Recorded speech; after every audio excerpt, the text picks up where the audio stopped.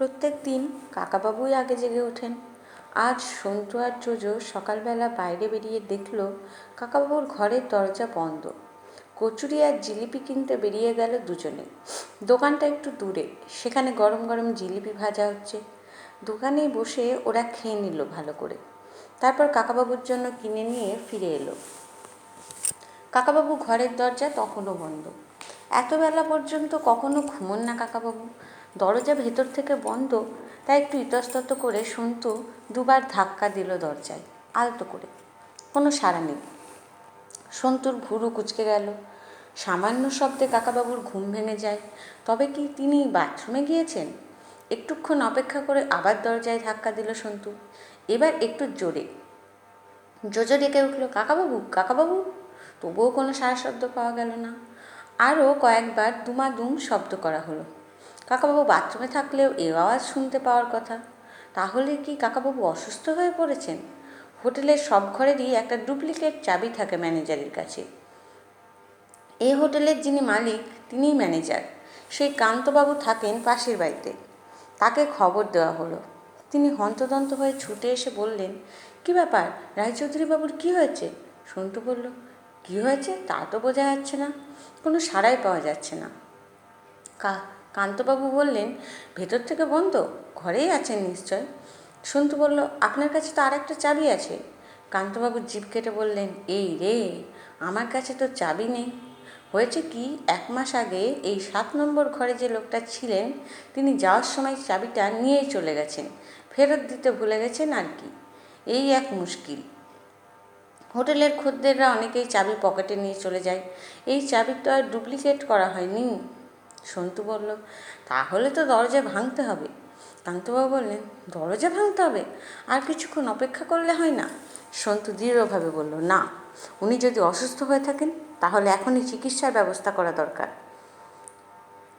কান্তবাবু বললেন, তাহলে তাহলে মানে দরজা ভাঙতে গেলে তো আগে পুলিশে খবর দিতে হয়, পুলিশকে সাক্ষী রাখা দরকার। জোজো বলল, পুলিশ ডাকতে ডাকতে অনেক দেরি হয়ে যাবে, এখনই দরজা ভাঙুন। সে নিজেই দড়াম করে এক লাথি মারল দরজায়। কান্তবাবু আটকে উঠে বললেন, দাঁড়াও দাঁড়াও ভাই, অমন করলে দরজাটা নষ্ট হয়ে যাবে, বরং তালাটা যদি ভাঙা যায়। একজন বেয়ারাকে ডাকা হলো।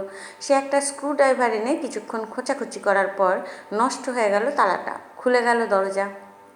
সকলে ঢুকে পড়লো একসঙ্গে। বিছানা ফাঁকা, ঘরে কেউ নেই, বাথরুমের দরজাও খোলা। কান্তবাবু খাটের তলায় উঁকি ঝুঁকি মেরে বললেন, এখানেও তো নেই। কী আশ্চর্য, কী আশ্চর্য, ভেতর থেকে দরজা বন্ধ ছিল অথচ মানুষটা উধাও। এটা হয় কি করে? কী অদ্ভুত কাণ্ড, এরকম কখনো দেখিনি, শুনিও নি। সন্তু দেখলো কাকাবাবুর ক্রাচ দুটো পড়ে আছে, চটিজোড়াও রয়েছে খাটের পাশে, বাইরে পড়ার পোশাকও রয়ে গেছে সব। জোজো হাসি মুখে বলে উঠল, ও বুঝতে পেরেছি, কাকাবাবুর হঠাৎ অদৃশ্য হওয়ার শখ হয়েছে, তাই জানালা দিয়ে বেরিয়ে গিয়েছেন, তাই না রে সন্তু? সন্তু বলল, ঠিক বলেছিস। কান্তবাবু চোখ গোল গোল করে বললেন, কি বললে? অদৃশ্য? হ্যাঁ? জোজো বলল, হ্যাঁ, কাকাবাবু তিরস্করণী মন্ত্র জানেন, সেই মন্ত্র বলে ইচ্ছে করলেই অদৃশ্য হয়ে যেতে পারেন। কান্তবাবু বললেন, যা, এত বড় মানুষটা কি জানালা দিয়ে বেরিয়ে যেতে পারেন? জোজো বলল, আপনি জানেন না, অদৃশ্য হলে শরীরটা হাওয়ার মতো হয়ে যায়, তখন একটা ছোট্ট ফুটোর মধ্যে দিয়েও বেরিয়ে যেতে পারে, কোনো অসুবিধা নেই, বাইরে গিয়ে ভাসতে ভাসতে চলে যাবেন। আগেও এরকম হয়েছে, তাই না সন্তু? সন্তু বলল, বেশ কয়েকবার। কান্তবাবু বললেন, তাই বলছো? তবে তো আমার হোটেলেও কোনো দোষ নেই, তবু পুলিশকে খবরটা দিতেই হবে। কান্তবাবুরা বেরিয়ে যাওয়ার পর সন্তু আর জোজো খাটের ওপর বসে পরস্পরের দিকে তাকিয়ে রইল কিছুক্ষণ। তারপর জোজো বলল, ঘরের চাবিটা কার কাছে ছিল? কান্তবাবুর কাছে না অন্য কারোর কাছে? সন্তু বলল, যদি কান্তবাবুর কাছে থেকে থাকে তাহলে বলতে হবে ভদ্রলোক খুব ভালো অ্যাক্টিং করতে পারেন। জোজো বলল, একটা বাংলা টিভি সিরিয়ালে এইরকম চেহারার একজন লোক অ্যাক্টিং করে মনে হচ্ছে, আমি দেখেছি, সেও হোটেলেরই মালিক। সন্তু বলল, না না, সে অন্য লোক, তার বয়স অনেক কম। জোজো বলল, আমরা রাত্রিরে কোনো আওয়াজ পাইনি, কেউ একজন সাবধানে চাবি দিয়ে এই ঘরের দরজা খুলে ভেতরে ঢুকেছে, কাকাবাবু ঘুমিয়েছিলেন, ঝাঁপিয়ে পড়েছে তার ওপর। সন্তু বলল, ঘরে কোনো রক্তের দাগ নেই, ধস্তাধস্তিরও চিহ্ন নেই। খুব সম্ভবত ওরা হঠাৎ কাকাবাবুর মুখ বেঁধে ফেলে নিয়ে গিয়েছে। সেদিক থেকে চিন্তার কিছু নেই। জোজো বলল, এখন প্রশ্ন হচ্ছে ওরা মানে কারা? সন্তু বলল, সেটাই আমাদের খুঁজে বের করতে হবে। কিন্তু কোথা থেকে শুরু করা যায়? জোজো বলল, প্রথমে এই হোটেলের মালিকটাকে ভয় দেখাতে হবে। কি করে ভয় দেখাবি? সে আমি জানি, তোকে ভাবতে হবে না। আমার কি মনে হয় জানিস জোজো, সব গণ্ডগোলের মূলে আছে ওই একটা ঘোড়া। ঘোড়া? হ্যাঁ, পরশুদিন গঙ্গার ধারে একটা ঘোড়া এসে হুড়মুড়িয়ে পড়েছিল কাকাবাবুর গায়ের ওপর। ঘোড়াটা চালাচ্ছিল সেলিম। এই রকম কিছু হলে সকলে দুঃখ প্রকাশ করে কিংবা ক্ষমা চায়। এখানে সকলে বলছে সেলিম খুব ভালো আর ভদ্রলোক, অথচ সে কাকাবাবুকে একবারও সরি পর্যন্ত বলেনি। তা ঠিক, এটা অদ্ভুত লাগে সত্যি। কাল দুবার সেলিমের সঙ্গে দেখা হলো। খোশবাগে কাকাবাবু ওর সঙ্গে অনেকক্ষণ কথা বললেন, কিন্তু আমাদের কিছু জানালেন না। নিশ্চয়ই কিছু সিরিয়াস ব্যাপার। হতে পারে, হতেই পারে। তাহলে কি আমরা সেলিমের সঙ্গেই দেখা করব? আমাদের পাত্তা দেবে কিনা জানি না, তবু চেষ্টা করতে হবে। তার আগে মানে পুলিশ আসবার আগেই ঘরটা একবার সার্চ করা দরকার। দেওয়ালের গায়ে একটা আলমারিতে কাকাবাবুর কিছু জামা প্যান্ট রয়েছে আর মানি ব্যাগ, ক্রেডিট কার্ড, একটা টর্চ। সন্তু বলল, কাকাবাবুর রিভলভারটা নেই শুধু। জোজো বলল, যারা কাকাবাবুকে ধরে নিয়ে গিয়েছে তারা রিভলভার তো নেবেই। সন্তু বলল, এখন চতুর্দিকে যে অপহরণ চলছে সেই রকমই কোনো দল হয়তো কাকাবাবুকে ধরে নিয়ে গিয়েছে, এরপর টাকা চাইবে। তাহলে আমরা সেলিমের কথা ভাবছি কেন? ওদের তো অগাধ টাকা পয়সা, ওরা নিশ্চয় এসব ছোট কাজ করবে না।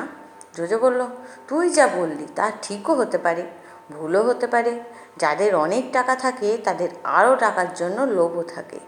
রবীন্দ্রনাথ লিখেছেন না, রাজার হস্ত করে সমস্ত কাঙালের ধন চুরি। যাই হোক, সব দিকই ভেবে দেখতে হবে। কাকাবাবুর মানি ব্যাগ, ক্রেডিট কার্ড সব পকেটে ভরে নিল জোজো। তারপর বলল, চল নিচে যাই। হোটেলের অফিস ঘরে এসে ওরা দেখল কান্তবাবু এক মনে কার সঙ্গে যেন কথা বলছেন টেলিফোনে। ওরা দাঁড়িয়ে রইল কয়েক মিনিট। টেলিফোনের কথা শেষ হলে তিনি ওদের দিকে চেয়ে বললেন, কি কাণ্ড হলো বলো তো, কিছুই বুঝতে পারছি না। জোজো কাচুমাচু মুখ করে বলল, এখন আমাদের কি হবে? ওরা কাকাবাবুর টাকা পয়সা সব নিয়ে গিয়েছে, আমাদের কাছে কিছুই নেই। আমরা হোটেলের বিল মেটাবো কী করে? বাড়ি ফিরবই বা কী করে? কান্তবাবু চমকে উঠে বললেন, অ্যাঁ, তোমাদের কাছে টাকা নেই? জোজো বলল, সব তো ওর কাছেই ছিল। কান্তবাবু বললেন, উনি তোমাদের ফেলে রেখে চলে গেলেন আর ফিরবেন না? জোজো বলল, হয়তো অনেক দূরে কারোর বিপদের কথা টেলিপ্যাথিতে জেনে তাড়াহুড়ো করে চলে গিয়েছেন। কান্তবাবু বললেন, টেলিপ্যাথি? জোজো বলল, মনে মনে টেলিফোন। ফিরবেন তো নিশ্চয়ই, তবে কতদিন লাগবে ঠিক নেই। 8-10 দিনও লেগে যেতে পারে। আমাদের তো ততদিন এখানেই থেকে যেতে হবে। কান্তবাবু বললেন, আর 10 দিন? যদি তারও বেশি হয়? হঠাৎ উদার হয়ে গিয়ে তিনি বললেন, ঠিক আছে, তোমাদের বিল মেটাতে হবে না, সব ছেড়ে দিচ্ছি। তোমরাও ঘরটা ছেড়ে দিয়ে চলে যাও।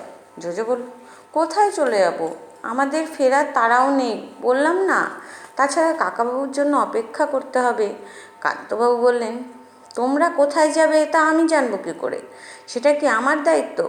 তোমাদের কাকাবাবু যদি আর নাই ফেরেন, তা বলে কি আমি তোমাদের বসে বসে অনন্তকাল খাওয়াবো? আমার হোটেলে তো আমি দানচত্বর খুলে বসিনি। এবার সন্তু বলল, আপনি আমাদের তাড়িয়ে দেবেন? কান্তবাবু মুখ গোমরা করে বললেন, একে মোটেই তাড়িয়ে দেওয়া বলে না। কোনো হোটেলে কেউ বিনা পয়সায় থাকতে পারে নাকি? পৃথিবীতে এরকম কথা কেউ শুনেছে? সন্তু জানলার দিকে তাকিয়ে বলল, ওই তো পুলিশের গাড়ি এসে গিয়েছে। পুলিশে এসে ঠিক করে দেবে আমরা থাকবো না চলে যাব। এখানকার পুলিশ তো খুব চটপটে। একটা জিপ গাড়ি থেকে নামলো সেই ইন্সপেক্টর জাবেদ। ভেতরে এসে জিজ্ঞেস করলো, কী ব্যাপার, কাকাবাবুর কী হয়েছে? কান্তবাবু বললেন, আরে দেখুন না ভাই, সকালবেলা এসে দেখছি রায়চৌধুরী নেই। এদিকে ঘরের ভেতর থেকে বন্ধ, আমাদের তালা ভেঙে ঢুকতে হলো। ভেতরটা ফাঁকা, জলজ্যান্ত মানুষটা অদৃশ্য হয়ে গিয়েছেন। উনি নাকি কি মন্ত্র জানেন, তার জোরে অদৃশ্য হতে পারেন। অদৃশ্য হয়ে বেরিয়ে গিয়েছেন জানালা দিয়ে। জাবেদ ভুরু কুচকে বলল, কী বললেন? অদৃশ্য? তার মানে? জোজো হা হা করে হেসে উঠে বলল, জ্যান্ত মানুষ আবার অদৃশ্য হতে পারে নাকি?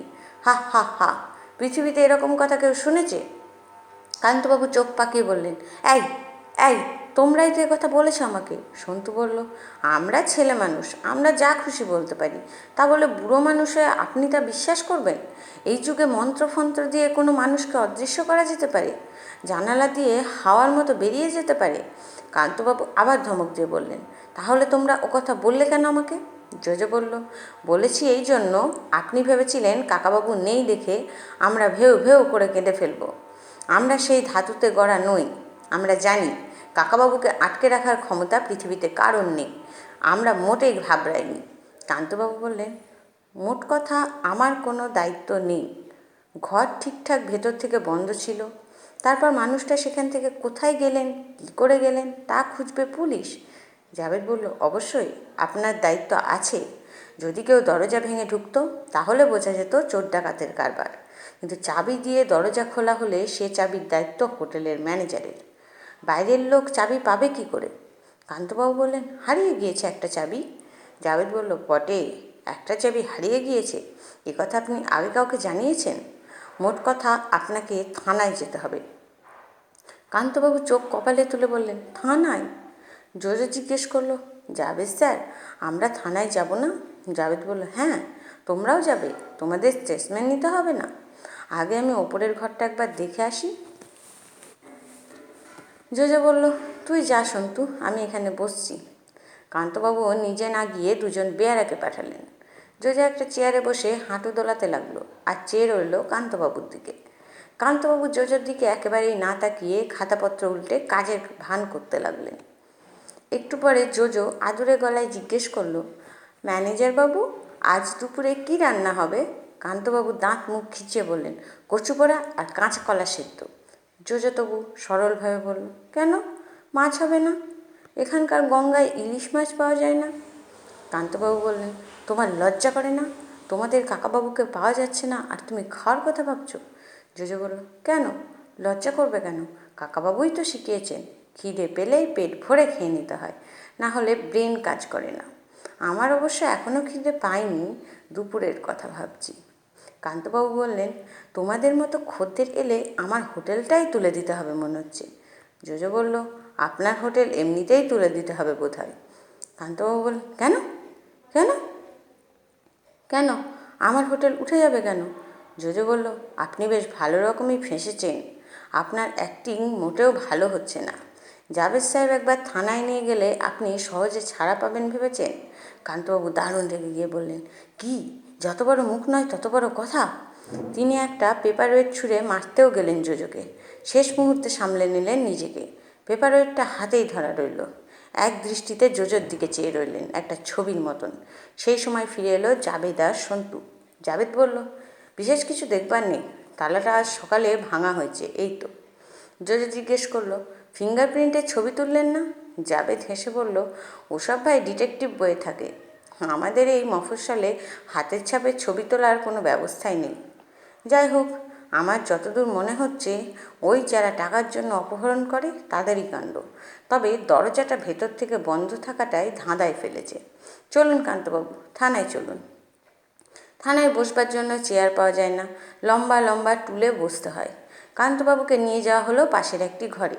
সেখানে অন্য একজন লোক তাকে জেরা করবে। সন্তু আর জোজোকে সামনে বসিয়ে জাবেদ বলল, এবার বলো তো, কাল সন্ধে থেকে কি ঘটেছে? বিশেষ কিছু তো বলার নেই, ফুরিয়ে গেল একটুতেই। জাবেদ জিজ্ঞেস করলো, তোমরা রাত্রিরে কোনো আওয়াজ শোনোনি? দুজনেই মাথা নেড়ে জানালো, না। জাবেদ বলল, কাকাবাবুর মতো একজন দুর্দান্ত ধরনের মানুষকে হোটেলের দোতলা থেকে একেবারে নিঃশব্দে ধরে নিয়ে গেল, হোটেলের আর কেউ টেরই পেল না? এতেই সন্দেহ হয় হোটেলের কেউ এ ব্যাপারে জড়িত। এরই মধ্যে একজন লোক জাবেদের কানের কাছে এসে ফিসফিস করে কি যেন বলল। সঙ্গে সঙ্গে জাবেদ উঠে দাঁড়িয়ে বলল, আমাকে এক্ষুনি বেরোতে হবে, একজন অপহরণকারীর সন্ধান পাওয়া গিয়েছে। সে বেটাকে ধরতে পারলে অন্যদেরও জালে ফেলা যাবে। হয়তো এরাই কাকাবাবুকে ধরে নিয়ে গিয়েছে। সন্তু, তোমরা এখানেই অপেক্ষা করো, আমি ঘুরে আসছি, হয়তো একটু দেরি হতে পারে। সন্তু বলল, আমরা আপনার সঙ্গে যেতে পারি না? জাবেদ একটু চিন্তা করে বলল, তোমরা যাবে, কিন্তু বিপদের ঝুঁকি আছে, ওরা অনেক সময় গুলি চালায়। সন্তু বলল, সে তো যে কোনো জায়গায় রাস্তা পার হওয়ার সময় অ্যাক্সিডেন্টের ঝুঁকি থাকে। জোজো বলল, আমরা যাব। জাবেদ বলল, ঠিক আছে, চলো তাহলে। ওরা দুজনে জাবেদের সঙ্গে একটা জিপ গাড়িতে উঠল। সঙ্গে আরও 3জন বন্দুকধারী পুলিশ। যেতে যেতে জাভেদ বলল, এখানে অপহরণের ব্যাপারটা খুব বেড়ে গিয়েছে। যতদূর মনে হচ্ছে একটা দলই করছে এইসব কাজ। ওদের একজনকে ধরতে পারলেই বাকিদের খোঁজ পাওয়া যাবে। তারপর সে পাশ ফিরে তার এক সহচারীকে বলল, কেষ্টবাবু, আপাতত আমরা কোন দিকে যাচ্ছি? আমাদের লোক পাকা খবর দিয়েছে তো? কেষ্টবাবু বললেন, স্যার, আমাদের গোবিন্দ অপেক্ষা করছে লালবাগের একটা বাড়ির কাছে। গোবিন্দর খবর কখনো ভুল হয় না। লালবাগে গিয়ে সে বাড়ি খুঁজবার আগেই গোবিন্দকে দেখা গেল বড় রাস্তায়। হাত তুলে সে গাড়ি থামালো। জাভেদ মাথা ঝুঁকিয়ে জিজ্ঞেস করলো, কী ব্যাপার? গোবিন্দ বলল, আপনারা একটু দেরি করে ফেললেন স্যার, পাখি উড়ে গিয়েছে। জাভেদ অত্যন্ত বিরক্তভাবে বলল, এই হয় সব সময়, আমরা যেতেই দেরি করিনি। খবর পাওয়া মাত্রই বেরিয়ে পড়েছি। আর কত তাড়াতাড়ি আসবো? আকাশ দিয়ে উড়ে আসবো? গোবিন্দ বলল, স্যার, ক্রিমিনালদের মতিগতি তো বলা যায় না। লোকটা বেশ বেলা করে ঘুমোচ্ছিল, হঠাৎ উঠে বেরিয়ে গেল। জাভেদ আবার জিজ্ঞেস করলো, কোথায় গেল? তার কোনো ধারণা আছে? লোকটার নাম কি? গোবিন্দ বলল, ওর দলের লোক ওকে বলে বাঁটলো। ও তালা ভাঙার ওস্তাদ। এই বাঁটলোর আরেকটা আখড়া আছে আজিমগঞ্জে, খানিকটা দূরে হবে, সেখানে গিয়ে দেখবেন? জাভেদ বলল, ইয়েস, সেখানেই যাব। চলো চলো, তুমিও পিছনে উঠে পড়ো। জিপ আবার মুখ ঘুরিয়ে ছুটল। এর মধ্যে বেলা 12টা বেজে গিয়েছে। আজও আকাশ মেঘলা, তেমন গরম নেই। রাস্তায় এক জায়গায় একটা ট্রাক উল্টে গিয়েছে। সেখানে অনেক মানুষের ভিড়, গাড়ি টাড়ি যেতে পারছে না। জাভেদ বিরক্ত হয়ে বলল, এখানে আমরা আটকে থাকবো নাকি? ম্যাজিস্ট্রেট সাহেবের কাছে বোধহয় এখন কাকাবাবুর খবর পৌঁছয়নি। এর মধ্যে যদি বাটলরকে ধরে ফেলতে পারি। জাভেদ গাড়ি থেকে নেমে পড়ল। রীতিমতো জ্যাম হয়ে গিয়েছে, কোনো গাড়ি পার হতে পারছে না। পাশেই ধান ক্ষেত। এখন অবশ্য ধান কাটা হয়ে গিয়েছে। জাভেদ ড্রাইভারকে বলল, তুমি ওই ক্ষেতের ওপর দিয়ে চালাতে পারবে না? জিপ গাড়ি তো। রাস্তা আর ক্ষেতের মাঝখানে বেশ বড় গর্ত, তাই অন্য গাড়ি নামতে সাহস করছে না। জিপ গাড়ির ড্রাইভার তবু নামিয়ে দিল গাড়ি। সেটা একপাশে অনেকটা হেলে পড়লেও উল্টালো না, কোনো রকমে জায়গাটা পেরিয়ে চলে এলো অন্যদিকে। সন্তু আর জোজো জিপ থেকে নেমে পড়েছিল। ওরা দৌড়ে গিয়ে আবার উঠল। আজিমগঞ্জে পৌঁছেও শহর ছাড়িয়ে একটা জংলা মতন জায়গায় জিপটাকে নিয়ে এলো গোবিন্দ। সেখানে একটা ভাঙাচোরা বাড়ি, এমনই ভাঙা যে সেখানে কোনো মানুষ থাকে বলে মনে হয় না। আশেপাশে আর কোনো বাড়িও নেই। গোবিন্দ আঙুল তুলে বলল, ওই দেখুন, একটা সাইকেল, নিশ্চয়ই এখানে মানুষ আছে। সত্যিই একটা সাইকেল ঠেস দিয়ে রাখা আছে একটা গাছের গায়ে। জাভেদ বন্দুকধারী পুলিশদের বলল, তোমরা দুজনে দুদিকে দাঁড়াও, চোখ কান খোলা রাখবে। আর একজন থাকবে এই দরজার কাছে। জাভেদ রিভলভার হাতে নিয়ে সন্তু আর জোজোকে বলল, তোমরা গাড়িতেই বসে থাকো। সন্তু বলল, না, আমরাও আপনার সঙ্গে যাব। জাভেদ বলল, আসতে চাও ঠিক আছে, কিন্তু পিছনে থেকো। যদি গুলি টুলি চলে সঙ্গে সঙ্গে শুয়ে পড়বে। সাবধানে এক পা করে এগোতে লাগলো জাভেদ। একসঙ্গে কোনো ধনী লোকের বাড়ি ছিল, এখন পরিত্যক্ত। সামনে অনেকখানি চওড়া বারান্দা, সেটা আগাছায় ভরা। দরজা জানালা ভাঙা। জোজো ফিসফিস করে বলল, ঠিক সিনেমার মতো মনে হচ্ছে, তাই না রে? সন্তু বলল, হ্যাঁ। সিনেমার এরপর কি হয় বলতো? আসামি পালিয়ে যায়, সাবধানে থাকতে হবে। জাভেদ ওদের দিকে ফিরে ঠোঁটে আঙুল দিয়ে বলল, চুপ। প্রথম দুটো ঘর একেবারে ফাঁকা, কোনো মানুষ থাকার চিহ্নই নেই। তারপর একটা ঘরের কাছে আসতেই দেখা গেল ভেতরে একটা টেবিলে বসে আছে একজন লোক, কি যেন খাচ্ছে। গোবিন্দ আঙুল দিয়ে দেখিয়ে মাথা নাড়ল, তার মানে ওই লোকটাই বাঁটলো। একজন স্ত্রীলোক বাঁটলোকে কিছু একটা খাবার এনে দিল। জাভেদ সেই ঘরের মধ্যে ঢুকতেই বাঁটলো উঠে দাঁড়ালো। জাভেদ ঠান্ডা গলায় বলল, উঠবার দরকার নেই, খাচ্ছিস খেয়ে নে। খাওয়ার মাঝখানে কোনো মানুষকে আমি অ্যারেস্ট করি না। বাঁটলো আবার বসে পড়ল। আপনারা আপনারা আমাকে ধরতে এসেছেন কেন? আমি কি করেছি? জাভেদ বলল, সে কথা পরে হবে, বলছি না খেয়ে নে আগে। বাঁটলো আবার খেতে শুরু করলো। তার খাওয়া সব শব্দ হচ্ছে। সন্তু বেরিয়ে গেল বাইরে। জোজো জিজ্ঞেস করলো, জাভেদ দা, ও কী খাচ্ছে? জাভেদ বলল, পান্তা ভাত আর বেগুন পোড়া। জোজো বলল, মাছ মাংস কিছু নেই? জাভেদ বলল, দেখছি না তো। জোজো বলল, এরা নিশ্চয়ই অপহরণ করে অনেক টাকা পায়, তা দিয়ে কি করে? ভালো করে খায়ও না। জাভেদ বলল, পান্তা ভাত এখানে অনেকে খুব পছন্দ করে, আমিও খুব খাই, তবে এর সঙ্গে আলু দিয়ে চিংড়ি মাছের ঝাল থাকলে আরও ভালো। বাটলো বলল, আমি তো স্যার ভ্যান রিক্সা চালাই, আমায় কেন ধরতে এসেছেন? এই গোবিন্দটা আপনাদের ভুল খবর দিয়েছে। গোবিন্দ বলল, আমাকে চেনে দেখছি, ও আগেও একবার ধরা পড়তে পড়তে পিছলে গিয়েছিল। জাবেদ ধমক দিয়ে বলল, তোর খাওয়া হয়েছে? শেষ কর, তাড়াতাড়ি শেষ কর, কতক্ষণ দাঁড়িয়ে থাকবো? বাটলো বলল, এই তো হয়ে গেছে। স্ত্রীলোকটি জিজ্ঞেস করলো, আর ভাত নেবে না? বাটলো বলল, না, পেট ভরে গিয়েছে, এবার একটু আঁচিয়ে নিই স্যার। জাবেদ বলল, বাইরে যেতে হবে না, এখানেই হাত ধুয়ে নে। বাটলো বলল, বাইরে যাব না, এই তো দরজার সামনে দাঁড়িয়ে। অন্য দিকের পাল্লা ভাঙা দরজার কাছে রাখা আছে একটা জলের জাগ। সেটা তুলে নিয়ে হাত ধোয়ার বদলে ছুঁড়ে মারল জাবেদের দিকে। ঠিক সেই সময় মাথাটা সরিয়ে না নিলে জাগটা জাবেদের মাথা ফাটিয়ে দিত। এরই মধ্যে বাটলো লাফিয়ে বাইরে নেমে লাগালো দৌড়। 10-12 পায়ের বেশি যেতে পারল না। একটা দেওয়ালের আছাড় খেয়ে সন্তু বেরিয়ে এসে তার পায়ে একটা ল্যাং মারল। বাটলো পড়ে গেল ধপাস করে। ততক্ষণে জাবেদ নিজেকে সামলে নিয়ে বাইরে চলে এসেছে। বাটলোর পিঠের ওপর পা দিয়ে বলল, পালাতে চাইছিলি তাই না? এই ছেলেটি তোর কি উপকার করেছে জানিস? তুই যদি আরেকটু দূরে যেতিস, আমার পুলিশ তোকে গুলি করে ঝাঁঝরা করে দিত। এই ছেলেটির জন্য তুই বেঁচে গেলি। সন্তু বলল, পুলিশের গুলি ওর গায়ে নাও লাগতে পারত। জাবেদ বলল, ওকে বাঁচিয়ে রাখাই আমাদের দরকার। এই ওঠ। বাটলো উঠে দাঁড়াতেই জাবেদ তার চুলের মুঠি চেপে ধরে বলল, কাকাবাবুকে তোরা কোথায় নিয়ে গিয়েছিস? বাটলো অবাকভাবে বলল, কাকাবাবু? কার কাকাবাবু? আমি তো চিনি না। জাবেদ বলল, কাল রাত্রিরে তোরা রত্নমঞ্জুষা হোটেল থেকে একজন খোঁড়া ভদ্রলোককে নিয়ে গিয়েছিস। তিনি এখন কোথায়? বাটলো বলল, রত্নমঞ্জুষা? সে হোটেলে আমি জীবনে কখনো ঢুকিনি। কোনো খোঁড়া ভদ্রলোককে ধরে নিয়ে যাওয়ার কথা আমি কিছুই জানি না। জাবেদ বলল, তুই কিছুই জানিস না, সত্যি কথা বল, তাহলে কম শাস্তি পাবি, নইলে তোর কপালে অনেক দুঃখ আছে। বাটলা একবার কাঁদো কাঁদো হয়ে বলল, সত্যিই বলছি স্যার, মা কালীর দিব্যি। জাবেদ বলল, ওসব দিব্যি টিব্যি আমি বুঝি না, আমি 10 গুনব, তার মধ্যে যদি বলিস 1, 2। বাটলো বলল, সত্যি কথাটা শুনুন স্যার, আমরা ভাড়া খাটি। আমাদের একজন এসে বলে অমুক লোকটাকে ধরে এনে দিতে হবে, আমরা তাকে ধরে এনে দিই। তার জন্য আমরা খুবই কম টাকা পয়সা পাই। তারপর সেই লোকটাকে নিয়ে ওরা কী করে তা আমরা জানি না। এর মধ্যে শুধু একটাই কেস করেছি, সে লোকটার নাম ফিরোজ শাহ। কাকাবাবুর তো কারোর নাম শুনিনি। জাবেদ বলল, কে তোদের এরকম লোক ধরে আনতে বরাত দেয়? বাটলো বলল, সে নাম কি আমি বলতে পারি স্যার? এ লাইনে একবার নামটাম বলে দিলে আমার দলের লোকেরাই আমাকে খুন করে ফেলবে। জাবেদ বলল, আর না বললে যে আমি তোকে খুন করে ফেলতে পারি, তোকে গুলি করে মেরে ফেলে তারপর রিপোর্ট লিখব তুই আমাকে ছুরি দিয়ে মারতে এসেছিলি, ব্যাস মিটে গেল। বরং থানায় আমাদের কাছে রাখলে তোর দলের লোক কোনো ক্ষতি করতে পারবে না। এরপর বাটলোকে জিপে তুলে নিয়ে এলো। সেখানে সারাদিন ধরে জেরা করা হলো বাটলোকে। কিছুতেই তার পেট থেকে কথা বের করা যায় না। প্রায় সন্ধ্যের সময় সে তার দলের একজনের নাম বলে ফেলল। সন্তু আর জোজো সর্বক্ষণ বসে বসে সব শুনছিল। জাবেদ তাদের বলল, আমার মনে হচ্ছে এ লোকটা সত্যিই কাকাবাবুর সম্পর্কে কিছু জানে না। এতক্ষণ ধরে জেরা করছি, জানলে একটা কিছু বলে ফেলতই।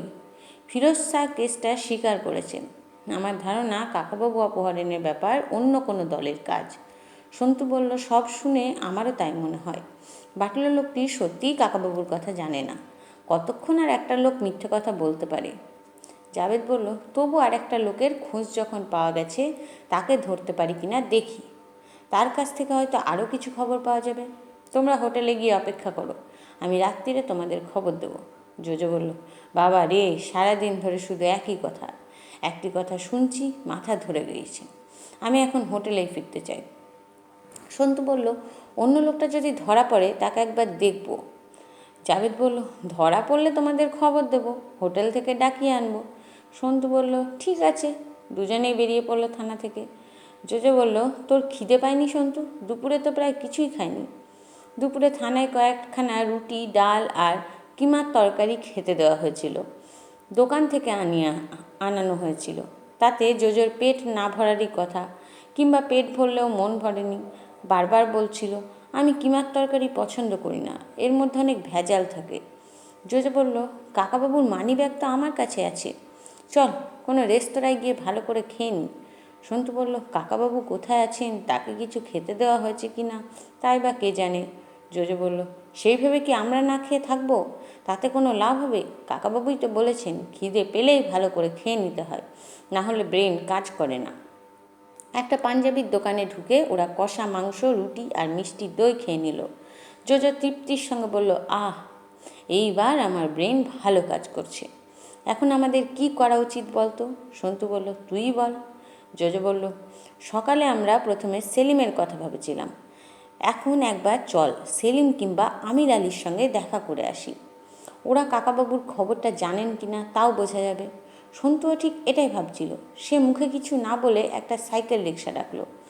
আমির আলী সাহেবের সেই সাদা রঙের বাড়ির সামনের গেট বন্ধ। পাহারাদারটি ওদের কথা শুনে বলল, ভেতরে যাওয়া যাবে না, যখন তখন দেখা করার হুকুম নেই। জোরে বলল, কাল আমাদের এখানে নেমন্তন্ন ছিল, আপনার মনে আছে তো? তারপর হয়েছে কি, পকেট থেকে আমার একটা আইডেন্টিটি কার্ড কখন পড়ে গেছে, সেটা হারিয়ে গেলে খুব মুশকিল হবে। একবার ভেতরে গিয়ে ম্যানেজার বাবুকে জিজ্ঞেস করব শুধু, যদি কার্ডটা এখানে থাকে। পাহারাদার কিছুতেই শুনতে চায় না। অনেক কাকুতি মিনতি করার পর গেটটা খুলে দিয়ে বলল, ঠিক আছে, 5 মিনিটের মধ্যে চলে আসবে। সামনের বাগানে কয়েকটা আলো জ্বলছে, তার মধ্যে ঘুরে বেড়াচ্ছে সেই সাদা ঘোড়াটা। সন্তু ঘোড়াটার গলা চাপড়ে একটু আদর করতে সেটা বেশ খুশি হয়েছে মনে হলো। সন্তু বলল, বেশ ভালো জাতের ঘোড়া, ভদ্র। জোজো বলল, সন্তু, যদি কুকুর দুটো আসে? সন্তু বলল, এইসব বাড়ির কুকুর প্রথমেই কামড়ায় না, ট্রেনিং দেওয়া থাকে। কাছে এসে জোরে জোরে ডাকে, ভয় পাবি না, দৌড়বি না, একদম চুপ করে দাঁড়িয়ে থাকবি, আমি সামলে নেব। কুকুর দুটো অবশ্য দেখা গেল না। বারান্দায় উঠে এসে সন্তু একটা দরজায় টোকা দিল। তারপর দেখলো পাশে একটা ডোরবেলও আছে। দরজা খুলে মুখ বাড়ালেন সেই ম্যানেজার বাবু, যিনি কাল আমির সাহেবের চিঠি নিয়ে গিয়েছিলেন। তিনি ওদের দেখে বেশ অবাক, শুকনো গলায় জিজ্ঞেস করলেন, কি ব্যাপার? জোজো বলল, আমরা একবার আমির সাহেবের সঙ্গে দেখা করতে চাই। ম্যানেজারবাবু মুখ ভেঙচে বললেন, দেখা করতে চাই বললে কি দেখা করা যায়? এ কি মামার বাড়ি পেয়েছো নাকি? ওর শরীর ভালো নেই। সন্তু বলল, তাহলে কি সেলিম সাহেবকে একবার ডেকে দেবেন? জোজো বলল, আমাদের কাকাবাবু সেলিম সাহেবকে একটা জরুরি কথা বলে পাঠিয়েছেন। ম্যানেজার বললেন, বটে, খুব মিথ্যে কথা বলতে শিখেছ তো। তোমাদের কাকাবাবু সেলিম সাহেবকে জরুরি কথা বলতে পাঠিয়েছেন? এমন হাসির কথা কখনো শুনিনি। সন্তু বলল, আপনি এত রেগে যাচ্ছেন কেন? আমরা সেলিম সাহেবের সঙ্গে মাত্র 2-3 মিনিট কথা বলবো। ম্যানেজারবাবু বললেন, সেলিম সাহেব যখন তখন বাইরের লোকের সঙ্গে দেখা করেন না, যাও যাও, সরে পড়ো। তিনি দরাম করে দরজাটা বন্ধ করে দিলেন। জোজো বলল, যাহ বাবা, কাল দুপুরে অত যত্ন করে খাওয়ালো, এ বাড়িতে আর আজ এখানে মুখের ওপর দরজা বন্ধ করে দিল। সন্তু বলল, বাবু যত বলে পরিষদ, দলে বলে তার শতগুণ। আমার মনে হয় আমির আলী সাহেব কিংবা সেলিম সাহেবকে খবর দিলে নিশ্চয় একবার দেখা করতেন। এই ম্যানেজারই দেখা করতে দিল না। জোজো বলল, ওই ম্যানেজার কেন বলল কাকাবাবু সেলিম সাহেবকে একটা জরুরি কথা বলে পাঠিয়েছেন? সেটা একটা হাসির কথা। সন্তু একটুক্ষণ চুপ করে থেকে বলল, তার মানে বুঝলি না? আমি বুঝেছি। তার মানে হলো ম্যানেজারবাবু জানেন কাকাবাবুর পক্ষে এখন কোনো খবর পাঠানো সম্ভব নয়। কাকাবাবু কোথাও বন্দি হয়ে আছেন। জোজো বলল, তাই তো, এ বুড়ো জানলো কী করে? সন্তু বলল, সেটাই তো প্রশ্ন। তাছাড়া জানিস জোজো, কেউ অকারণে অভদ্র ব্যবহার করলে আমার মনটা খুব খারাপ হয়ে যায়। আমরা আমির সাহেব আর সেলিম সাহেবের সঙ্গে শুধু দেখা করতে চেয়েছি। যতই বড় লোক হোক, তাদের সঙ্গে অন্য কেউ দেখা করতে চাইতে পারে না, সেই জন্য মুখের ওপর দরজা বন্ধ করে দেবে? আমার ইচ্ছে করে এদের ওপর একটা কিছু প্রতিশোধ নিতে। জোজো বলল, কী প্রতিশোধ নিবি? দরজাই খুলবে না। সন্তু বলল, একটা উপায় আছে। আমি কিছুদিন ঘোড়া চালানো শিখেছি, ভালোই পারি। এই সাদা ঘোড়াটা নিয়ে যদি পালিয়ে যাই, সেলিম সাহেবের প্রিয় ঘোড়া, নিশ্চয়ই সেলিম সাহেব কষ্ট পাবে, ছোটাছুটি করবে এদিক ওদিক, সেটাই হবে ওর শাস্তি। জোজো বলল, তুই ঘোড়াটা নিয়ে যাবি? আমি তাহলে কি করব? সন্তু বলল, তুই আমার পেছনে বসে শক্ত করে ধরে থাকবি, পারবি না? সন্তু কাছে গিয়ে ঘোড়াটাকে একটু আদর করে চড়ে বসলো। ঘোড়াটা আপত্তি করলো না। জোজোকেও তুলে নিয়ে সন্তু টকবগিয়ে ঘোড়া ছুটিয়ে বেরিয়ে গেল খোলা গেট দিয়ে। কাকাবাবুর জ্ঞান ফিরলেও ঘোর কাটতে খানিকটা সময় লাগলো। প্রথমে তিনি ভাবলেন এটা হোটেলের ঘর না অন্য কোনো ঘর। খাটটা অনেক বড়। হোটেলের ঘরের দেওয়ালে গঙ্গার একটা বাঁধানো ছবি ছিল, এ ঘরের কোনো দেওয়ালে কোনো ছবি নেই। তারপর তিনি দেখলেন তিনি তার ডোরাকাটা স্লিপিং স্যুটটাই পরে আছেন। এই পোশাক পরে তো তিনি বাইরে যান না, তাহলে এই একটা অন্য ঘরে এলেন কি করে? তারপর তার মনে পড়ল মধ্যরাত্রিরে কিসের যেন ধোঁয়ায় তার দম আটকে আসছিল, মাথা ঘুরছিল। তখন কয়েকজন লোক তাকে জোর করে ধরে নিয়ে গেল। অন্ধকারে তাদের মুখ দেখতে পাননি ভালো করে। এবার তিনি উঠে বসলেন। খাটের পাশে একটা ছোট্ট শ্বেতপাথরের টেবিল, তার উপর পরিপাটি করে সাজানো রয়েছে একটা দামি ড্রেসিং গাউন। পাশের একটা থালায় অনেক রকম ফল, একটা বড় গেলাস ভর্তি কিসের যেন শরবত আর একটা জলের জাগ। খাটের পাশে রয়েছে একজোড়া নতুন চটি। কাকাবাবু ভাবলেন, এই যে রাজকীয় ব্যবস্থা! আগে অনেকবার অনেক জায়গায় তাকে আটকে রাখা হয়েছে, কিন্তু কোথাও এত খাতির পাননি। খাট থেকে নেমে ড্রেসিং গাউন পরে দেখলেন বেশ ফিট করছে।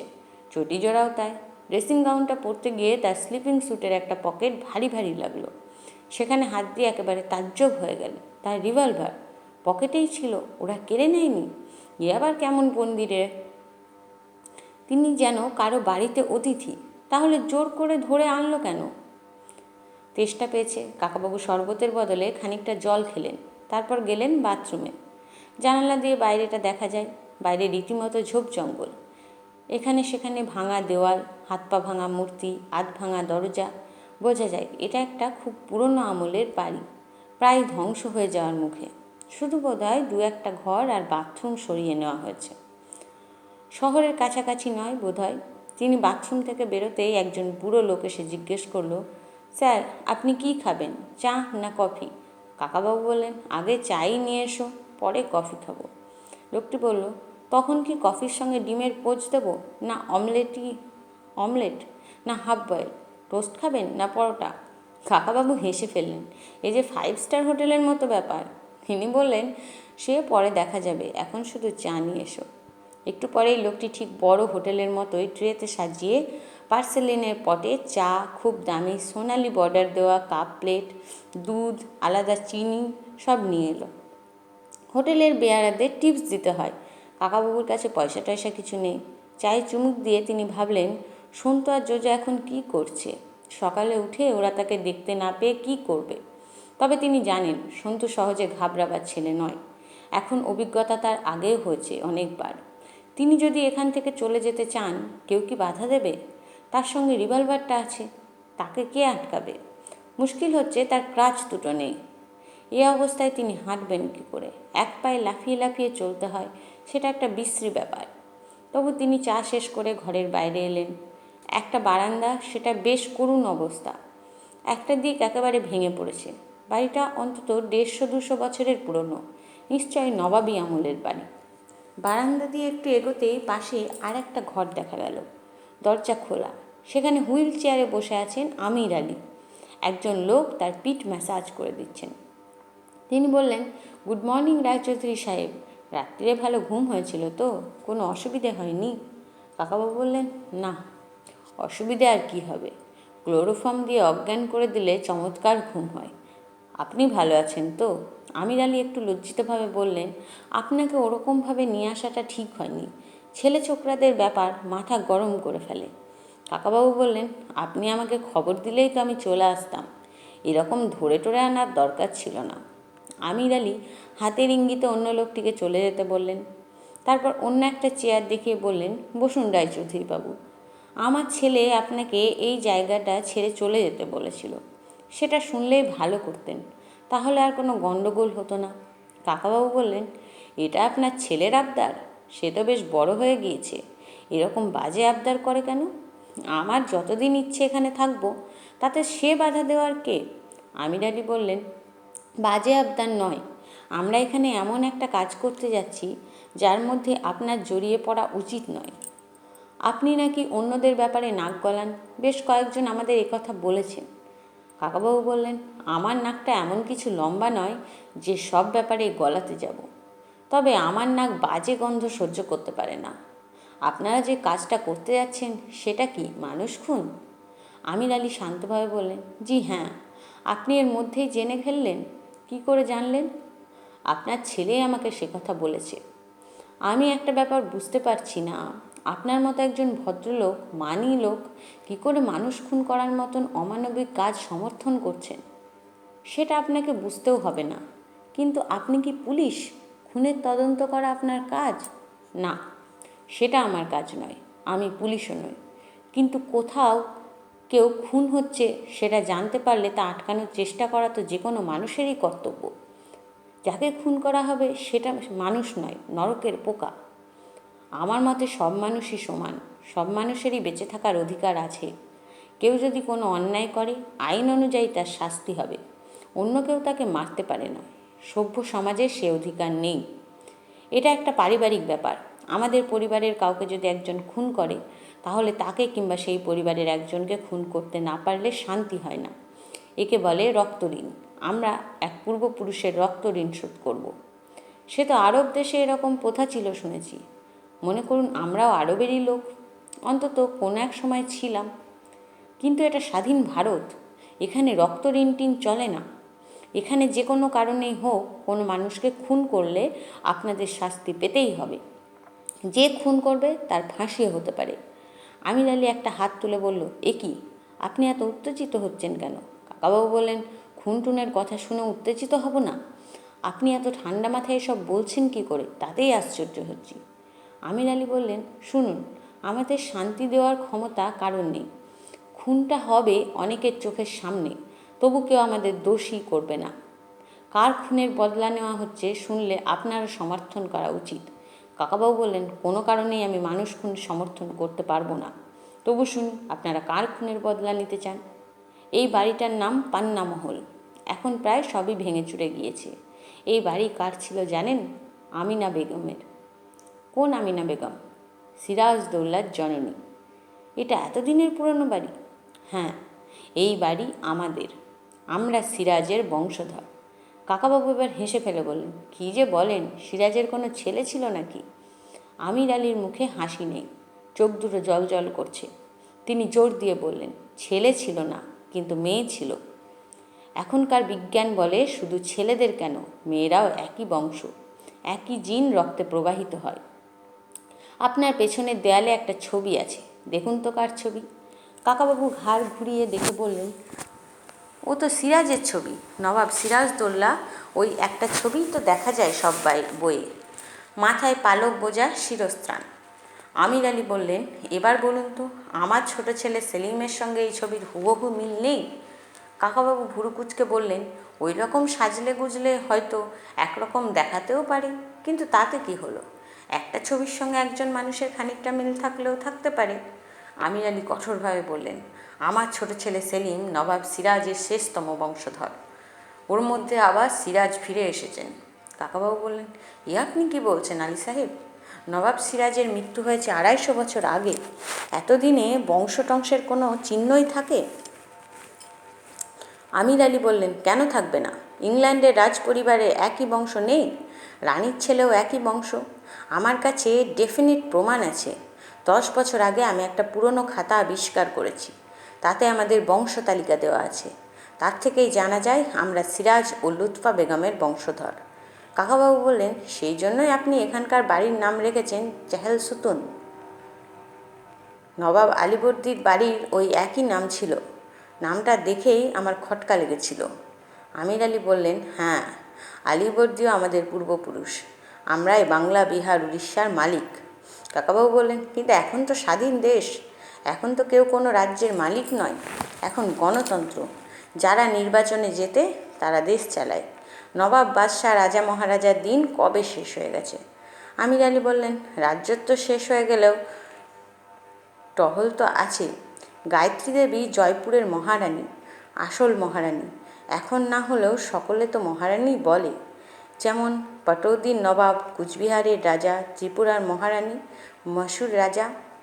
সেই রকম আমার ছেলে সেলিমও হবে বাংলার নবাব।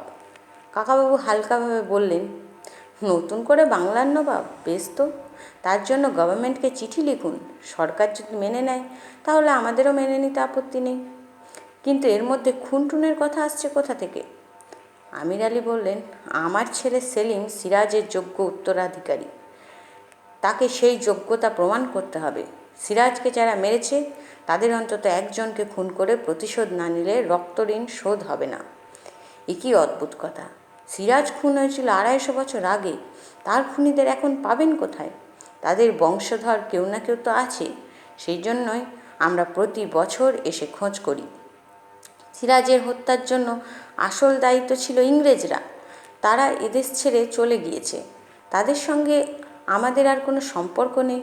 মির্জাফররাও তো ছিল ইংরেজদের হাতের পুতুল, তবু তাদের বংশধরদের রক্তে রয়ে গেছে সেই পাপ। আমরা মির্জাফর বা মিরানের কোনো সরাসরি বংশধরকে খুঁজছিলাম। এদের অনেকেই বিদেশে চলে গিয়েছে, শেষ পর্যন্ত এবারেই একজনকে পেয়েছি, একেবারে আসল লোক। তাকে মারলেই আমাদের সত্যিকারের পুণ্য হবে। সে কে? দেখতে পাবেন, আপনার সামনেই তাকে খতম করা হবে। একসময় ঘরে ঢুকলো সেলিম। সে প্রায় ছবির মতন, নবাবের মতনই সাজ করেছে, মাথায় পালকের মুকুট, কোমরে তলোয়ার। এখন এরকম পোশাক দেখলে যাত্রা দলের নবাব মনে হয়। তার এক হাতে একটা চাবুক। গম্ভীরভাবে সে বলল, আব্বাজান, এই লোকটির সঙ্গে আমার কিছু কথা আছে। হয়তো তোমার পছন্দ হবে না, তুমি একটু অন্য ঘরে যাবে। আমির আলী বললেন, কি বলবি বল না আমার সামনেই। সেলিম কাকাবাবুর দিকে ফিরে কটমট করে চেয়ে রইল। কাকাবাবু বললেন, সেলিম সাহেব, আপনি আমাকে পরদিন সকাল পর্যন্ত সময় দিয়েছিলেন, কিন্তু তার আগেই মাঝরাতে আমাকে অজ্ঞান করে ধরে আনলেন। আমি আশা করেছিলাম আপনি ভদ্রলোকের মতো কথা রাখবেন, সেই জন্যই আমি রাত্রিবেলা সাবধান হইনি। সেলিম রুক্ষ স্বরে বলল, ভদ্রলোক? আমি ভদ্রলোক নই, আমি নবাব। আমি যখন তখন ইচ্ছে মতন মত বদল করতে পারি। আমার মনে পড়ল আমার কাছে আপনার ক্ষমা চাওয়া বাকি আছে। আপনি চেয়ার থেকে নেমে মাটিতে নীল ডাউন হয়ে বসুন, তারপর হাত জোর করে আমার কাছে ক্ষমা চান। কাকাবাবু দারুণ অবাক হয়ে আকাশ থেকে পড়ার মতন বললেন, আমি ক্ষমা চাইব কেন? আমি আবার কি দোষ করলাম? লোকে তো বলছে আপনি ঘোড়া চালিয়ে আমার গায়ে এসে পড়েছিলেন, আপনারই ক্ষমা চাওয়া উচিত। সেলিম বলল, নবাব কখনো সাধারণ মানুষের কাছে ক্ষমা চায় না। আপনি গুলি চালালেন, তাই ঘোড়াটা খেপে গেল। কাকাবাবু বললেন, বাহ, ঘোড়াটা হুড়মুড় করে আমার গায়ে এসে পড়বে, আমার হাত পা ভাঙবে, আমি থামাবার চেষ্টা করব না? এরকম অদ্ভুত কথা তো কখনো শুনিনি। সেলিম বলল, ঘোড়াটা হঠাৎ খেপে গেল বলেই আমি ঘোড়া থেকে পড়ে গেলাম। নবাব বংশের কেউ কখনো সাধারণ মানুষদের সামনে ঘোড়া থেকে পড়ে যায় না। কাকাবাবু হাসি চেপে বললেন, আপনি ঘোড়া থেকে পড়ে গিয়েছেন তার কারণ আপনি ভালো করে শেখেননি। নবাব বংশের লোক হলেও ঘোড়া চালানো শিখতে হয়। সেলিম একটু এগিয়ে এসে হাতের চাবুকটা দুলিয়ে বলল, মাটিতে নেমে বসুন, ক্ষমা চান, নাহলে চাবুক খেতে হবে। কাকাবাবু বললেন, যে নবাব সাধারণ মানুষকে বিনা দোষে চাবুক মারে, তার নবাবই বেশি দিন টেকে না। আপনি নিজেকে নবাব ভাবুন আর নাই ভাবুন, এই অপরাধে পুলিশ আপনাকে গ্রেপ্তার করতে পারে। সেলিম রক্তচক্ষে বলল, ওসব বাজে কথা শুনতে চাই না, নামুন মাটিতে। কাকাবাবু বললেন, না। সেলিম এবার সত্যি সত্যি এক ঘা চাবুক কষালো কাকাবাবুর গায়ে। কাকাবাবু এবার পকেট থেকে রিভলভারটা বের করে আদেশের সুরে বললেন, চাবুকটা ফেলে দিন, নইলে আমি গুলি করব। সেলিম হা হা করে হেসে উঠল। তারপর সে আবার চাবুক তুলতেই তিনি বাধ্য হয়ে গুলি চালালেন। তখন একটা আশ্চর্য ব্যাপার হলো। কাকাবাবু ওকে মারবার জন্য নয়, শুধু চাবুকটা ফেলে দেওয়ার জন্য ওর হাতের মুঠোয় টিপ করে গুলি চালিয়েছিলেন। গুলিটা ঠিক জায়গায় লাগলো বটে, কিন্তু সেলিমের কিছুই হলো না। বুলেটটা ঠক করে পড়ে গেল মাটিতে। সেলিম আবার হেসে উঠে বলল, গোলা গা ডালা, গুলিতে আমার কিছুই হয় না। কাকাবাবু একটুর জন্য হকচকিয়ে গিয়েও রিভলভারটার ব্যারেলটা খুলে দেখে আসল ব্যাপারটা বুঝে গেলেন। আগের দিন আমির আলীর বাড়িতে তার রিভলভারটা জমা রাখতে হয়েছিল। সেই সময় আসল গুলিগুলো সরিয়ে খেলনা গুলি ভরে দিয়েছে, তাই রিভলভারটা কেড়ে নেয়নি। সেলিম আবার চাবুক তুলতেই কাকাবাবু শান্তভাবে বললেন, আমাকে ওভাবে মারতে যাবে না সেলিম, আমার একটা শপথ আছে। কেউ যদি আমার গায়ে হাত তোলে কিংবা কোনো কিছু দিয়ে আঘাত করে, তাহলে আমি কোনো না কোনো সময় গুনে গুনে সেই আঘাত ফিরিয়ে দেব। এবার আমির আলীও হেসে ফেললেন। তিনি বললেন, হে আপনি কি বলছেন রায়চৌধুরী বাবু? আপনি আর প্রতিশোধ নেবেন কি করে? সে সুযোগ তো আর আপনি পাবেন না। আপনাকে আমরা মেরে ফেলতে চাইনি। আজ রাত্রিরে আমাদের কাজ মিটে গেলে আপনাকে আবার অজ্ঞান করে কোথাও রেখে দিয়ে আসবো, তারপর জীবনে আর আমাদের দেখা পাবেন না। কাকাবাবু বললেন, আগেও অনেকেই কথা বলেছে, কিন্তু আমি ঠিক বেঁচে ফিরে আসি। কাউকে বিনা কারণে আঘাত করলে উল্টে নিজেকেও একসময় সে আঘাত খেতে হয়, এটা মনে রাখা ভালো। সেলিম আবার চাবুক ওঠালো। কাকাবাবু শুনলেন 2। এবার চাবুক আবার গুনলেন 3। এবার আমির আলী হাত তুলে বললেন, ব্যাস ব্যাস, আর দরকার নেই। রায়চৌধুরী বাবু, আপনি তো আচ্ছা গোয়ার, একবার মাপ চেয়ে নিলেই তো পারতেন।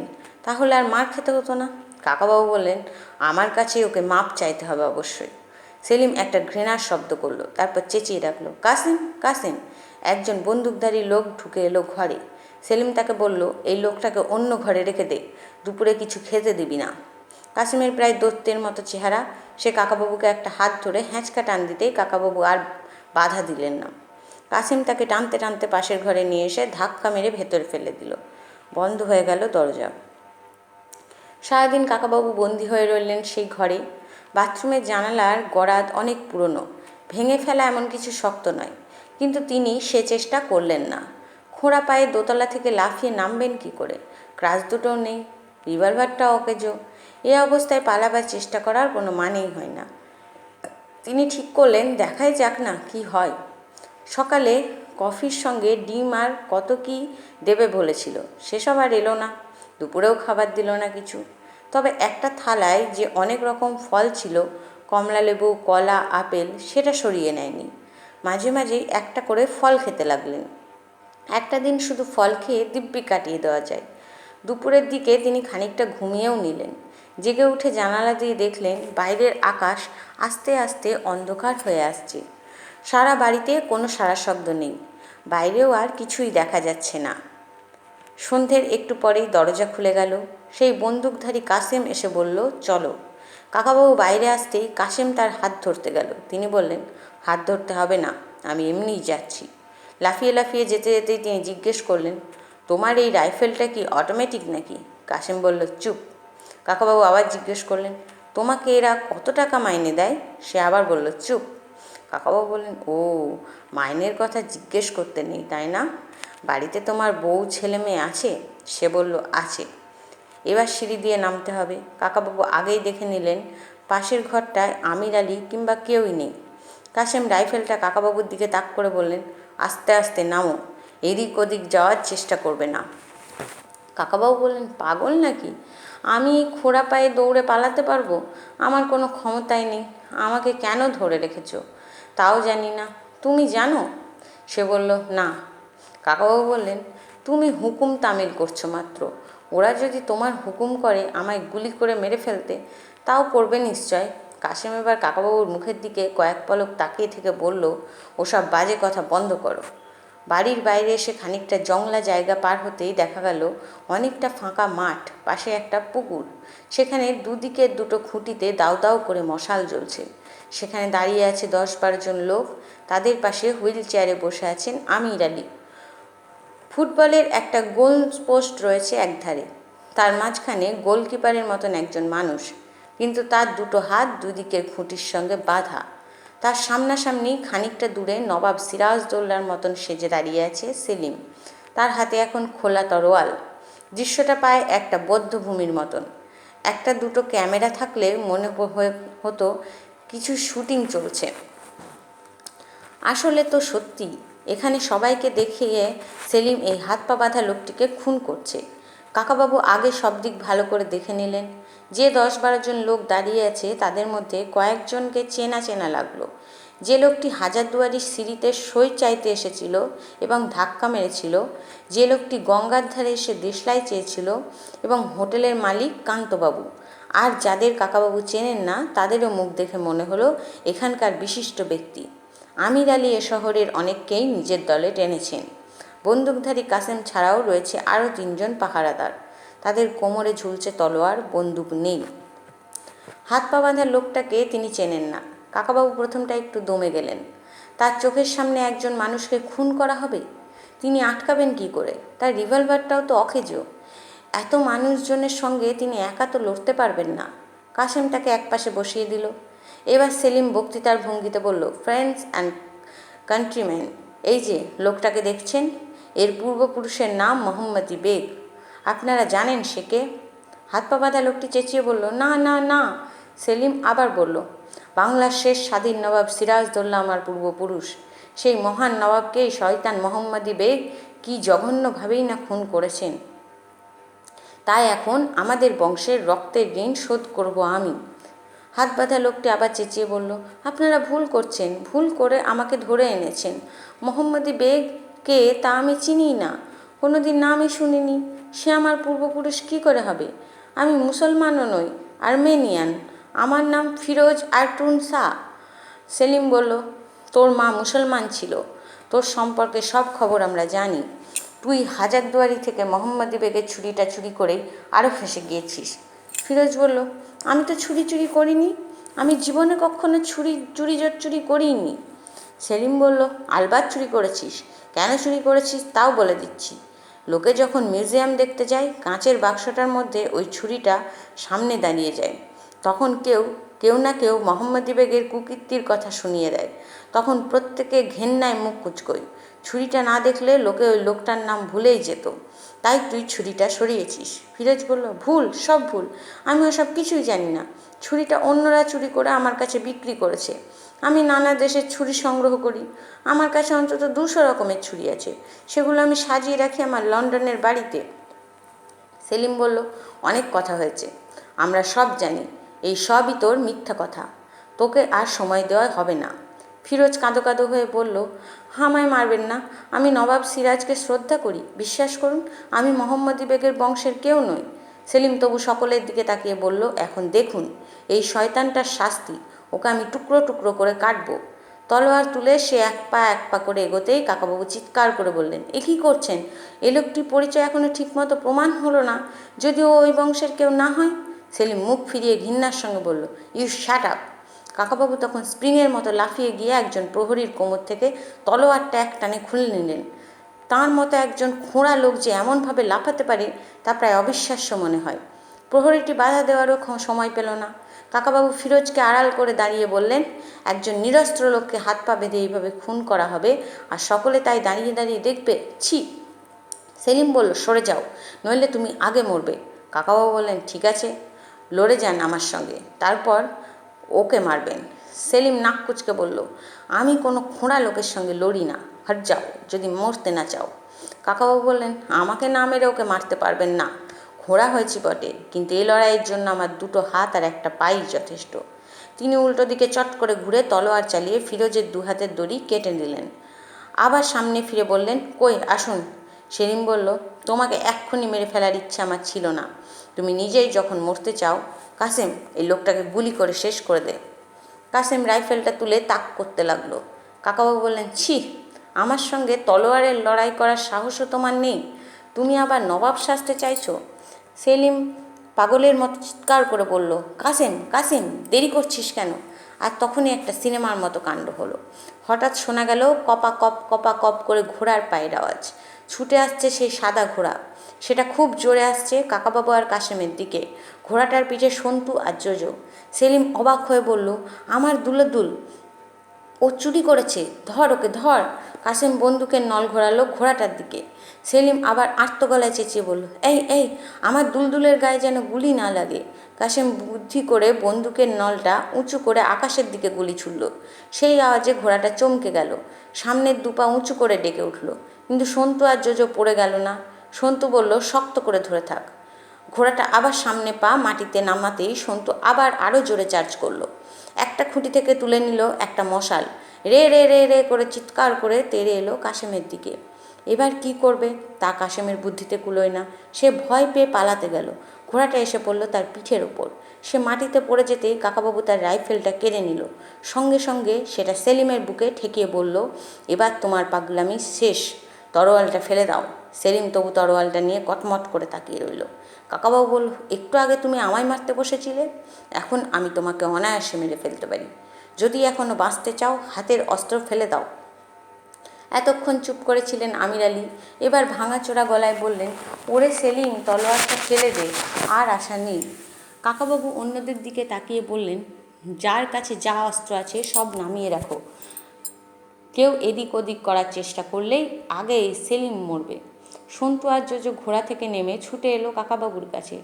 কাকাবাবু বললেন, সাবাস সন্তু আর জোজো, দেখ কার কাছে কি অস্ত্র আছে, সব এক জায়গায় জড়ো কর, কেউ যেন এখান থেকে পালাতে না পারে।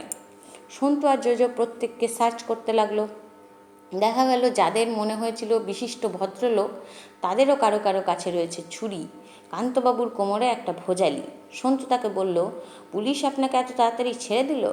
জোজো বলল, এবার আর সহজে ছাড়বে না, আপনার হোটেল লাটে উঠে যাবে। কাকাবাবু সেলিমকে বললেন, তুমি এবার হাঁটু গেড়ে বসো, তোমাকে চাবুক মারা হবে 3 ঘা, তারপর তোমাকে পুলিশের হাতে তুলে দেবো। সেলিম এবার সত্যিকারে পাগলের মতন বিকট গলায় চিৎকার করে বলল, ওরে রায়চৌধুরী, তুই আমার কিছুই করতে পারবি না, পুলিশ আমায় ছুঁতেও পারবে না, আমি আবার তোকে ধরবো, আর ওই মোহাম্মদী বেগের অলাদটাকে কুচি কুচি করে কাটবো। আমি বাংলার নবাব। ফিরোজ চুপ করে দাঁড়িয়েছিল, মনে হচ্ছিল যেন সে ভয়ে চুপসে গেছে। এবার সে অন্য মূর্তি ধরল, মাটি থেকে একটা তলোয়ার টপ করে তুলে নিল। সেও কর্কশ গলায় বলল, সে সুযোগ তোকে আর দেব না সেলিম, আমি সত্যিই মোহাম্মদী বেগের বংশধর। তিনি ছিলেন একজন বীর পুরুষ, অত্যাচারী সিরাজের গায়ে কেউ হাত তোলার সাহস করেনি, তিনি শুধু ভয় পাননি। সিরাজ মোহাম্মদী বেগকে একদিন বলেছিল রাস্তার কুকুর, তার শোধ তিনি নিয়েছিলেন। আজও সে অপমান আমরা ভুলিনি। আজ সিরাজের বংশধরকে আমি শেষ করে দেব। তলোয়ারটা নিয়ে সে ছুটে এলো সেলিমের দিকে, তার চোখ মুখ সাংঘাতিক হিংস্র। কাকাবাবু একটু পিছিয়ে গিয়ে গুলি চালালেন তার দিকে। সে সেলিমের খুব কাছে গিয়েও দড়াম করে পড়ে গেল মাটিতে, রক্তের ধারা গড়িয়ে এলো। এই ঘটনায় হঠাৎ আবার বদলে গেল সেলিম, একেবারে ফ্যাকাশে হয়ে গেল মুখ। সে কাঁপা কাঁপা গলায় বলল, আব্বাজান, এই লোকটা আমাকে মারতে এসেছিল, সত্যি সত্যিই মেরে ফেলতো, আর এই রায়চৌধুরীটা, ও আমাকে পুলিশে ধরিয়ে দেবে। এখন তার গলায় আর একটু অহংকারের ভাব নেই। আমির আলী কোনো কথাই বললেন না। জোজো শুকনো গলায় বলল, কাকাবাবু, শেষ পর্যন্ত আপনিও লোকটাকে মেরে ফেললেন? কাকাবাবু দুদিকে মাথা নাড়লেন, তারপর বললেন, আমার টিপ এখনও খারাপ হয়নি, আমার গুলি ওর হাতের চামড়া ঘেঁষে গিয়েছে, লাগেনি, ও ভয়ের চোটে ওরকমভাবে পড়ে আছে। জোজো বলল, অনেক রক্ত গড়াচ্ছে যে। কাকাবাবু বললেন, ওর হাতে তলোয়ার ছিল, তাতেই বোধহয় খোঁচা টোচা লেগেছে, ওকে উল্টে দিয়ে দেখতো। সন্তু আর জোজো গিয়ে ফিরোজকে উল্টে দিতেই দেখা গেল সে চোখ পিটপিট করছে, তার থুতনিটা কেটে গিয়ে গল গল করে রক্ত বেরোচ্ছে সেখান দিয়ে। গুলি টুলি সত্যিই লাগেনি। কাকাবাবু বললেন, এ লোকটাও তো দেখছি খানিকটা পাগল। জানিস তো, যাদের মধ্যে পাগলামি থাকে তারা আসলে ভীতু হয়। এমনিতে দাঁত কিরমির করে সাহস দেখায়, কিন্তু একটা হঠাৎ ধাক্কা খেয়ে ভয়ে কাঁপে। সেলিমকে দেখ না, এত চেঁচামেচি করছিল, এখন মনে হচ্ছে ওর মেরুদণ্ড বলে কিচ্ছু নেই। রাইফেলটা তুলে সবাইকে তিনি বললেন, যে যেখানে আছো সেখানেই থাকো, কেউ নড়বে না, সবাইকে থানায় যেতে হবে। বলতে বলতেই তিনি দেখলেন দেশলাই চাওয়া লোকটি দৌড় মারবার চেষ্টা করছেন। কাকাবাবু গুলি চালালেন তার পা লক্ষ্য করে, একটা গুলি তার পায়ে লেগেছে, সে চিৎকার করে কেঁদে উঠল। কাকাবাবু তার দিকে আর মনোযোগ না দিয়ে সন্তুকে বলল, থানায় খবর দিতে হবে। এখানে কারোর কাছে মোবাইল ফোন নেই? জোজো বলল, হোটেলওয়ালা কান্তবাবুর কাছে একটা দেখেছি। কাকাবাবু বললেন, সেটা নিয়ে এসো, নাম্বারটাও জেনে নিও ওর কাছে। জোজো ছুটে গেল। কাকাবাবু সন্তুকে জিজ্ঞেস করলেন, তুই একেবারে ঠিক সময় এসে হাজির হলি কী করে রে? সন্তু বলল, সেটা বেশ মজার ব্যাপার। আমি বেশি কিছু না ভেবেই সেলিম সাহেবের ঘোড়াটা চুরি করেছিলাম। খানিকক্ষণ ঘোড়া ছোটালাম গঙ্গার ধারে। একবার দেখি কি ঘোড়াটার রাশ আলগা করলেই সে নিজে নিজে এদিকে যাচ্ছে, বাঁক নিচ্ছে। তখন আমার মনে পড়ল কোথায় যেন পড়েছি, ঘোড়ার পিঠে যদি অন্য কেউ চাপে আর সে যদি জোর না করে, তাহলে ঘোড়া তার মনিব যেখানে আছে সেখানে চলে যায়। তাই আমি ভাবলাম দেখা যাক তো ওর মনিব কোথায় আছে। এখানে এসে পৌঁছালাম খানিকটা আগে, গাছের আড়ালে অপেক্ষা করছিলাম। এখানকার কাণ্ড কারখানা দেখে বুঝতে পারছিলাম না কি করা যায়। যখন দেখলাম একটা লোক তোমাকে বন্দুক উঁচিয়ে গুলি করতে যাচ্ছে, তখন আর কোনো কিছু চিন্তা না করে এদিকে ছুটে এলাম। কাকাবাবু বললেন, একেবারে ঠিক সময় এসে গিয়েছিস। সত্যি কথা কি জানিস সন্তু, এবারে আমি একটুখানি ঘাবড়ে গিয়েছিলাম। মনে হচ্ছিল আমি নিজেও বাঁচব না, এই ফিরোজকেও বাঁচাতে পারবো না। তলোয়ার দিয়ে কি রাইফেলগুলি আটকানো যায়? জোজো মোবাইল ফোনটা নিয়ে এলে বলল, কাকাবাবু, হোটেলওয়ালা একটা নাম্বার বলেছে থানার, ঠিক কিনা কে জানে, চেষ্টা করে দেখব। কাকাবাবু উত্তর দেওয়ার আগেই আমির আলী জিজ্ঞেস করলেন, রায়চৌধুরী বাবু, আমি একটা কথা বলতে পারি? কাকাবাবু বললেন, হ্যাঁ বলুন। আমির আলী বললেন, আপনি কি সত্যি সত্যি আমাদের থানায় নিয়ে যাবেন? কাকাবাবু বললেন, এর মধ্যে মিথ্যে টিথ্যের কী আছে? মানুষকে খুন করা দারুণ অপরাধ, খুনের চেষ্টাও অপরাধ। আপনার ছেলে সেলিম আর ফিরোজ, ওরা দুজনেই খুন করতে গিয়েছিল, ওদের তো শাস্তি পেতেই হবে। আর আপনারা খুনের ব্যাপারে সাহায্য করার জন্য অপরাধী আইনের চোখে, এখন আইনই আপনাদের শাস্তি দেবে। আমির আলীর চোখ দিয়ে জল গড়িয়ে এলো। ধরা গলায় তিনি বললেন, আমাদের বনেদি খানদানি বংশ, সাধারণ অপরাধীদের মতো আমাদের থানায় আটকে রাখবে, এর চেয়ে আমার মরে যাওয়াই ভালো ছিল।